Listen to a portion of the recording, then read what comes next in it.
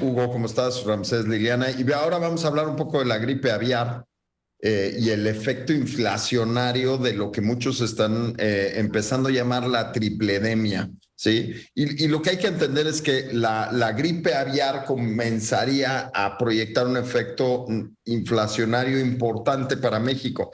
Y es que hay que recordar que México es un país que consume muchísima carne de cerdo y de pollo, 8.5 millones de toneladas, para que se den una idea. Somos el sexto lugar a nivel mundial en consumo de proteína cárnica. Entonces, evidentemente, la llegada potencial, o hay que admitirlo, la llegada del H5N1, pues podría ser un problema. Y es que el mundo debería prestar mucho más atención a esta nueva amenaza. En Estados Unidos hay una extraña combinación entre la gripe aviar, también conocida como influencia aviar, y también inclusive el COVID-19, y empieza a haber cierta especulación y cierta preocupación, y por eso se habla de una tripledemia. En México, el virus se había mantenido básicamente dentro de las fronteras de Estados Unidos, pero el 24 de octubre la Secretaría de Agricultura notificó los dos primeros casos de H5N1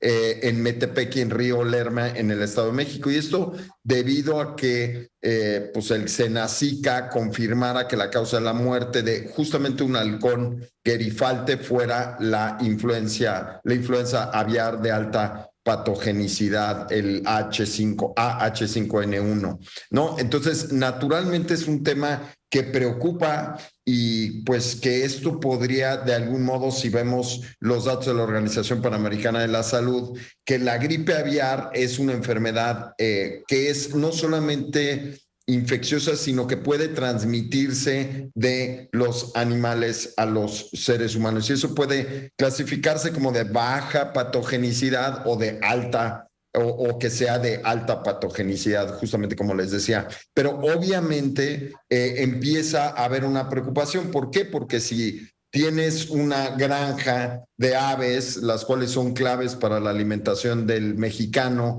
y tienes un brote ahí, pues automáticamente tienes que aislar a la granja, tienes que tomar ciertos pasos, muchas veces destruir la granja completa, y eso se vuelve en un efecto enorme para las empresas que se dedican a esto, y esto se traduce naturalmente en los consumidores, que de algún modo los riesgos económicos son muy claros. El precio del pollo subiría, el precio del huevo subiría, el precio del pavo subiría, al no controlarse esta epidemia. Por lo menos estiman alrededor de un 20% de aumento de precio, que si consideramos la inflación, pues no es un tema que nos deba tener tranquilos, nos debe de preocupar. Tan solo en el 2020, hace 2 años, en Estados Unidos se lograron producir 20 millones de toneladas de pollo por encima de China y por encima de Brasil. Entonces, el que Estados Unidos naturalmente tenga un problema de patogenicidad o de H5N1, pues nos pega a los consumidores, le pega la importación de proteína cárnica, le pega al pavo, le pega al pollo, y esto naturalmente pues nos pega a todos. Hugo. Oye, Álvaro, yo creo que estamos viendo un cambio a nivel, no nada más pues de salud a nivel global, sino también sociológico, porque lo que estamos viendo es una repetición de este tipo de, se podría decir también que son partes de pandemia, esta vez en animales, pero lo que tú dices, la transmisión a seres humanos. Entonces, este tipo de cosas cada vez va a ser, no sé si más frecuente, pero difícilmente nos vamos a quitar novedades en este sentido, ¿no?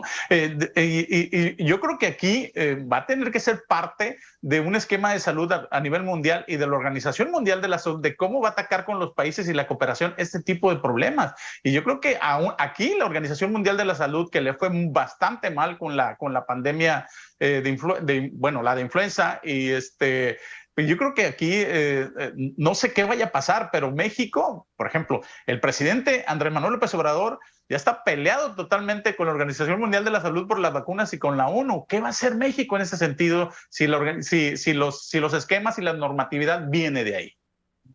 Mira, yo creo que el tema de fondo naturalmente tiene que ser la enfermedad, tiene que haber un enfoque en esto y en los efectos que tiene en la salud. Pero yo lo que te diría es que naturalmente México tiene este plan del paquete contra la inflación y la carestía, ¿no? La segunda versión, el PASIC 2.0, si me permiten. Y la idea era justamente detener la importación de inflación y la inflación en alimentos. La llegada de la H5N1 justamente pega, me parece, entre los ojos a un plan que justamente trataba de ayudar a las familias mexicanas. 40% del gasto familiar está en consumo de alimento y en energía. Entonces, insisto, ya les decía, sexto lugar mundial en consumo de pollo a nivel mundial. ¿Qué tanto crees que nos va a pegar en términos de inflación? Y ojo, y eso que se había detenido, Ramsés.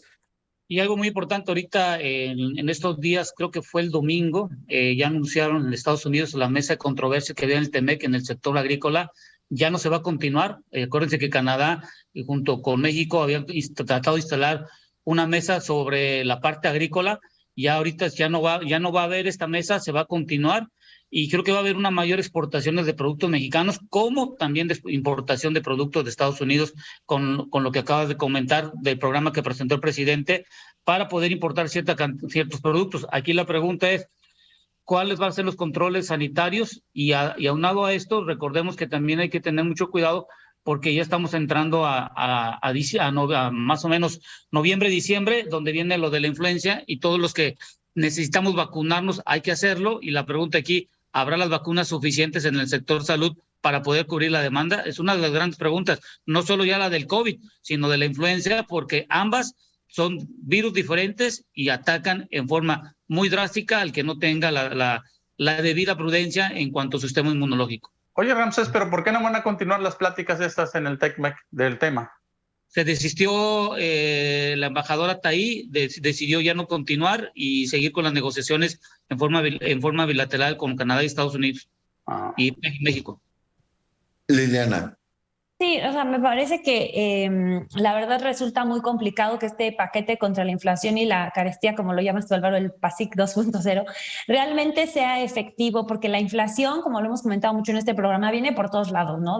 Por la parte nacional, por la parte internacional, y además surge por diferentes coyunturas. Justamente ahorita nos platicas sobre este tema, Álvaro, y bueno, difícil, la verdad, hay que decirlo, controlar el precio de los alimentos. Por lo general en diciembre también el jitomate sube, ahora como tú dices puede subir el pollo, el huevo. La verdad es que la mayoría de los mexicanos no nos alimentamos de mariscos, de carne ni de pescado, porque son alimentos pues que evidentemente son más caros, ¿no? Entonces sí creo que es muy importante pues estar alertas, ¿no?